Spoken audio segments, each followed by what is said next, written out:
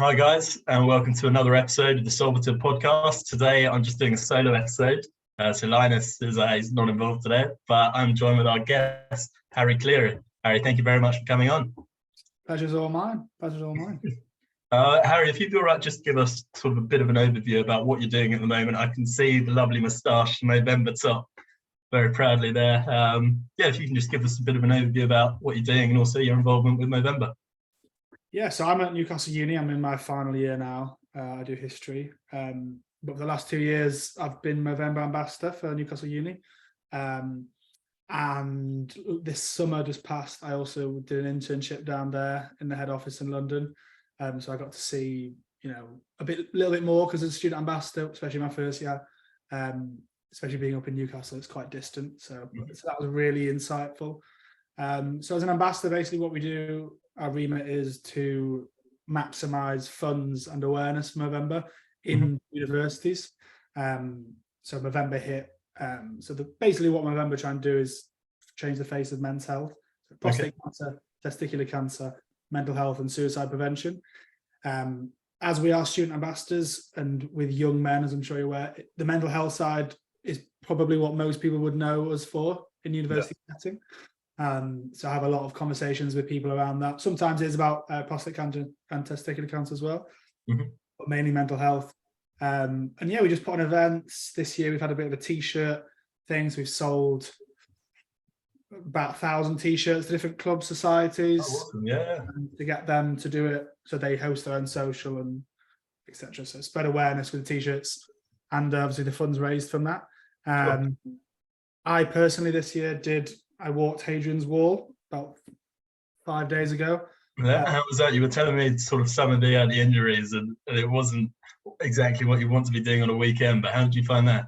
It was the hardest thing I've ever done. And I've walked from the Scottish border to Newcastle before, November 2 years ago, but that was all flat. So it wasn't quite as hard. Whereas Hadrian's Wall, especially at certain points, is like that.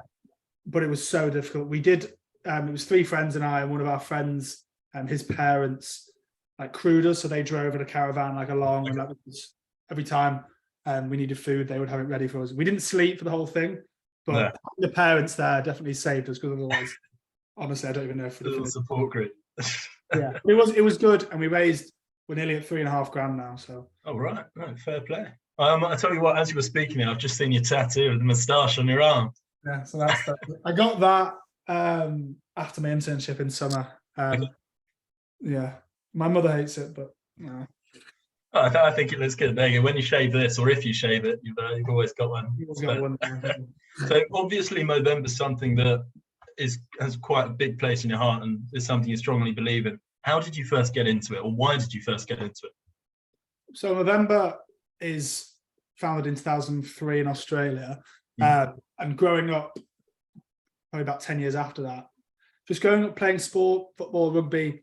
Mainly rugby. It was in change rooms, the older men would have moustaches, and it was a bit of banter, that sort of stuff. So I always knew it, I was aware of it. And then leaving school in that transition period from being a boy into a young man is where a lot of people get lost. And that's a lot of people that I speak with at uni, is people who are in that kind of figuring out who you are, where you want to go, figuring out what's happened thus far in your life. And my mental health really took a nosedive, partly due to my own mistakes, keeping people around I shouldn't have, and things spiraled quite badly. I ended up trying to take my own life when I was 21, I want to say 22, 21. Thankfully, I'm still here. And ever since then, it's Movember. I did 3 peaks for Mind, and then I've done a couple of things for Movember now. And obviously, Movember's now the main thing for me. So ever since that, and just speaking to, so how we met is through a mutual friend, Felix, and how me and Felix got very friendly was because he spoke to me about a friend of his. So we kind of connected about mental health, and that's why we're having the conversation today. Otherwise, we would never have met. So it's kind of the power of those conversations. That's why it means so much to me, and having those conversations. No, definitely. I completely agree. I think it's great to have these conversations. Do you think that some people nowadays, especially guys, because it is all about men's mental health, do you think they still feel a bit of embarrassment actually talking about mental health and opening up? Is there still a bit of a stigma, would you say? Yeah, 100%. I think there absolutely is, and I think if there wasn't, Movember wouldn't exist, and similar charities, etc. No, absolutely. I think one thing that's amazing, and so, you know, charities such as Movember have helped it, is as generations are going on, we're getting better and better.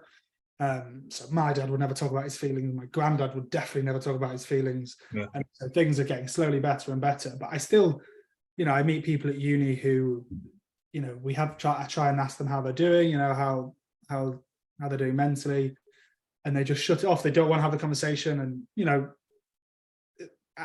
that's something that's their thing to deal with. So you never want to push someone too much. You want to be there when they're ready to talk.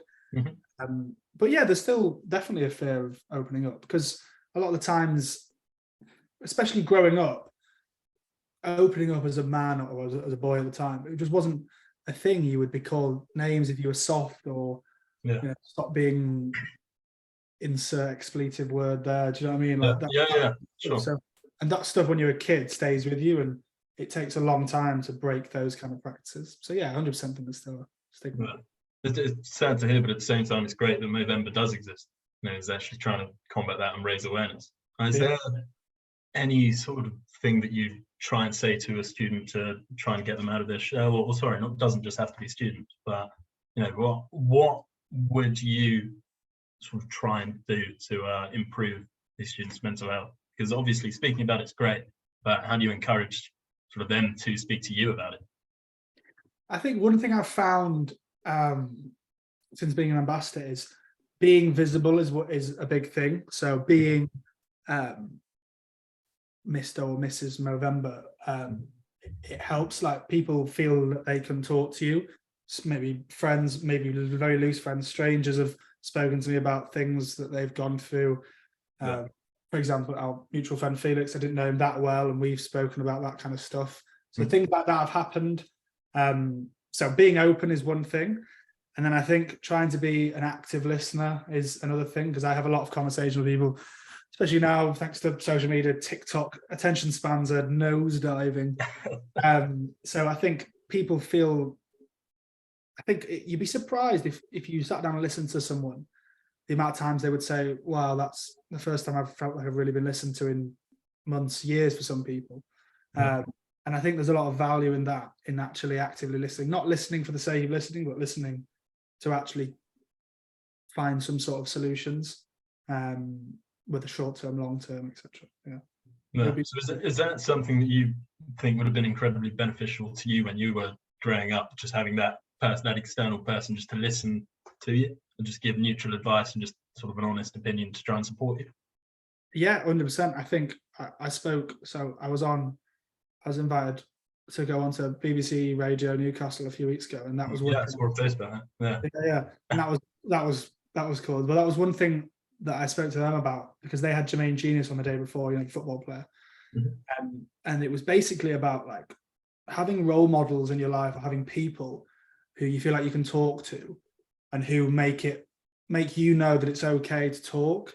Those are the kind of things that stick with you as a kid. If you see a family member, a teacher, you know, a sports star, etc., telling you that it's okay for you to talk about how you feel, whether good or bad, you know, expressing emotion in any way is positive, especially as a kid, because you get into those practices I said earlier, and then when you get to the stage when you're a young man, and life, because life is hard, and difficult patches are inevitable in your life, and when they come, you're then in a position of being able to actually have the practice in place to have a healthy reaction to those negative things, instead of, as things can so often happen to people, spiral out of control. Yeah, I would definitely say so. You mentioned sport as well, sort of starting off quite young with sport. Did you find that was a way of improving your confidence, and also being in a team and sort of having that bond and being able to talk to an extent freely? 100%. I think I attribute so much of my happiness in my life to sport and the confidence that gave me as a kid. And all my best friends now, the reason why we're best friends is because we all played sport together. And throughout school, and then we played club rugby and etc. And now the people I met at uni was through uni, being part of the uni rugby club. And I think growing up, I was quite academic, but I went to a school where there was a lot of extremely academic kids. And the one thing that gave me a lot of confidence was the sport element, and always achieving and being part of a team environment. And I remember that confidence. You come off after scoring a try or several tries, a goal, etc., winning a game, and it gives you such a boost. And I think that's so important as a teenager there's so many things changing, your body's changing, your mind's developing at such a rapid rate. And I think having those positive moments in terms of your self-confidence, I think is so important. Yeah. So I completely agree about sports. As you know, we've spoken about rugby and that sort of thing growing up, and it's great, especially being part of that team. But you mentioned self-confidence there. What would you say through some of the university students that you've spoken to or just sort of seen or interacted with? What would you say is the biggest challenge for improving their own self-confidence? I think it's personal for a start. I think self-confidence. I was thinking about this because obviously I knew I was coming on today, so I was having a think, and I think it is very personal, person to person. From the conversations I've had, it's different for everyone, because obviously everyone has insecurities. That is part and parcel of life. There's everything all the stuff that we all wish we had. We were better, or we had more of, etc., etc. And we look at people and think, oh, they've got that and I've not got this. I think one thing I've found really beneficial in my own life, and I've known people who have found the same, is starting the day and ending the day with thinking about things you're grateful for. Okay. So, because as we all do have insecurities and we all have things that we wish we had, there's also so many things that we all have that other people wish they had. Yeah. I think having those things, whether it's the tiniest thing, like it could be the biggest thing, like having a supportive parent, or having a supportive partner, etc. It could be a tiny thing like, I'm grateful for the lady who opened the door for me at the shop today, etc. Having those moments of gratitude, I think it almost levels yourself and it reminds you that you do have so many things in your life that are positive. And I think that is so important in terms of your self-confidence when real issues do hit, that you can always rely on, you can always lean back and think, stuff is going, shit hit the fan. I don't know if I can swear. Yeah. Feel free to swear. Hit the fan. But there's X, Y, and Z that I can be grateful for. And I think that self-confidence in the things you have and who you are, I think is massive. That's what I've found anyway. Yeah. So it sounds like perception, basically, just changing all of, as you quite rightly said, the shit that goes on, and when shit hits the fan, changing it to almost work for your advantage. Yeah, I think perspective is huge, and I think it's one of those things that I think it's easier said than done. And I remember people would say that to me a lot of the time. But I think it's one of those things where practice makes perfect when it comes to your mental health. It's not different. It's no different to your physical health. Yeah. You go for a run, you're out of breath after 5-10 minutes. You go for 10 runs, you're fine for 20. It's one of those things where you have to practice at it. It's not something that you just can be like, oh, I'm going to be happier today. If it was that easy, then, as we said, Movember wouldn't need to exist if it was as easy as, oh, I'm going to be happy today. So it's just one of those things that it does take practice, and it's not easy. But as we both know, it is worth every penny of it. Yeah, no, definitely, I completely agree. Yeah, I don't know if you find the same, but I've always found that.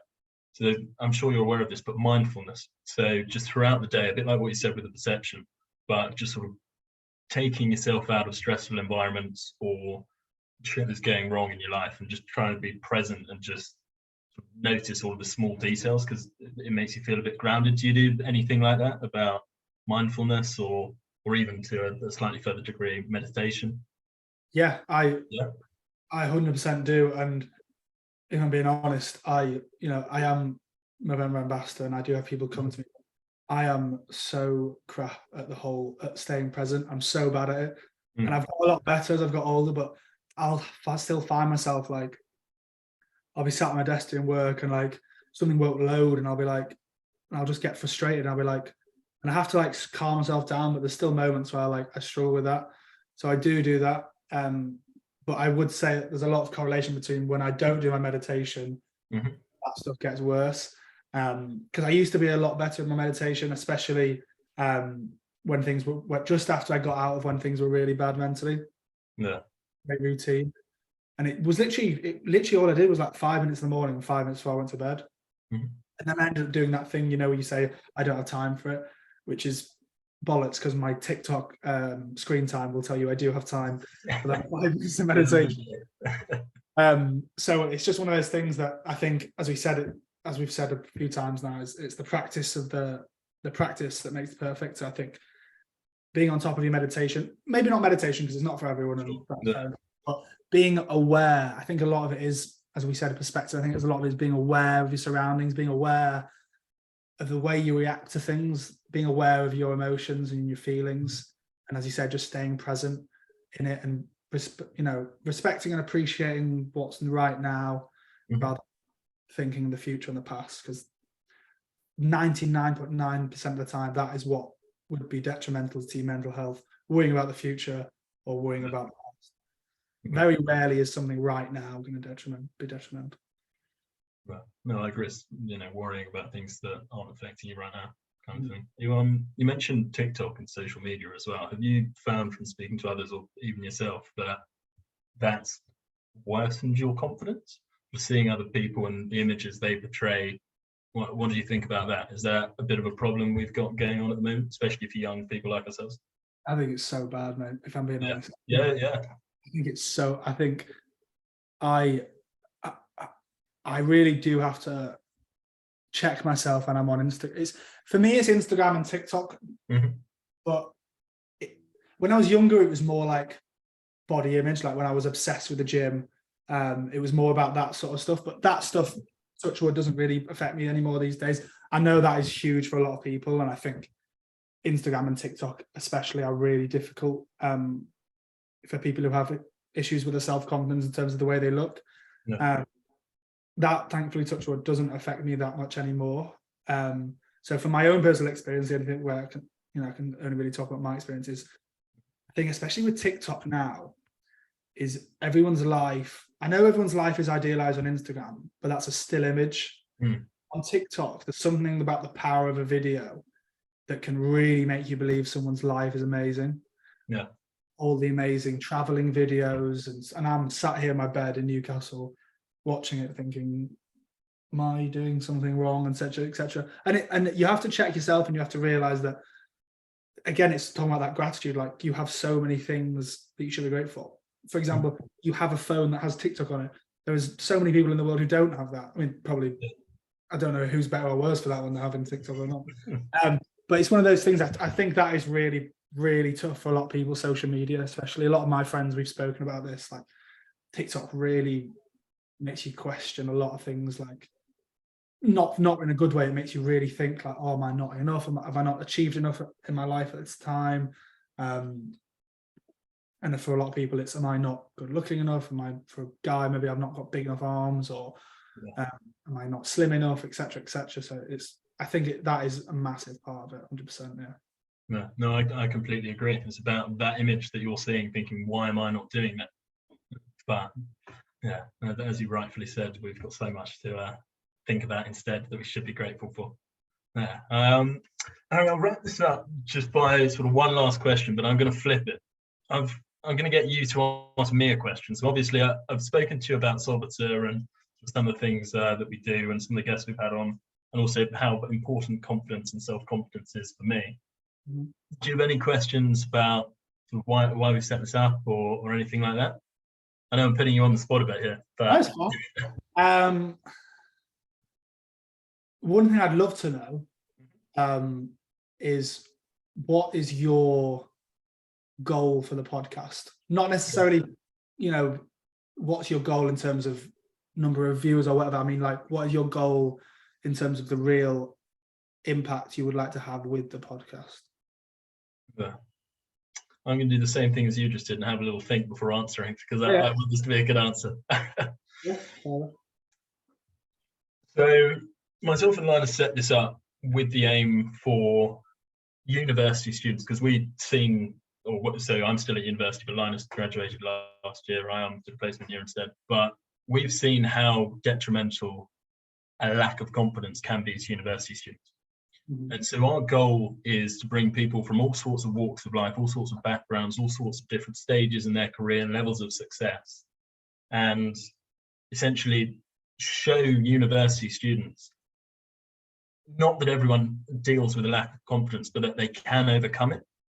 And that we want to give them bits of advice that they can take from people in these sort of various stages that have been there and, you know, that had difficulties with mental health and that sort of thing. So I know that's been a very convoluted answer, but I think to answer your question, it's just to try and better people's mental health and lack of self-confidence and really help them try and believe in themselves. Because I always say, you might laugh at this, but this is a sort of mantra I've got. If you don't believe in yourself, how can you expect other people to believe in you? I know it's, you know, quite cutthroat, but that's just something I've sort of tried to keep in my head. So yeah, I hope that kind of answers it to a degree. I love that. No, I think it's great. I think it's great what you're doing. I think it's very refreshing to see something so, you know, positive coming out of uni, because a lot of time you can get to uni, you can get overwhelmed in your course and having to maintain a social life stuff. So it's good that you've got this hobby that's having a positive impact. Yeah. Well, I really appreciate that. And Harry, thank you very much for coming on. It's been great. Really enjoyed this episode. I hope you have too. My pleasure, mate. I really enjoyed it. Yeah, really enjoyed it. Thank you. Well, guys, make sure to check out our LinkedIn. Blimey, there's loads to list off here. Normally Linus does this, but hang on, Steffi. What have we got? We've got Spotify, YouTube, LinkedIn, Instagram. Make sure to check everything out. And I will also include Harry's details. And obviously, I'm glad that Movember's going well, and it's a great charity and a great cause. Cheers, guys.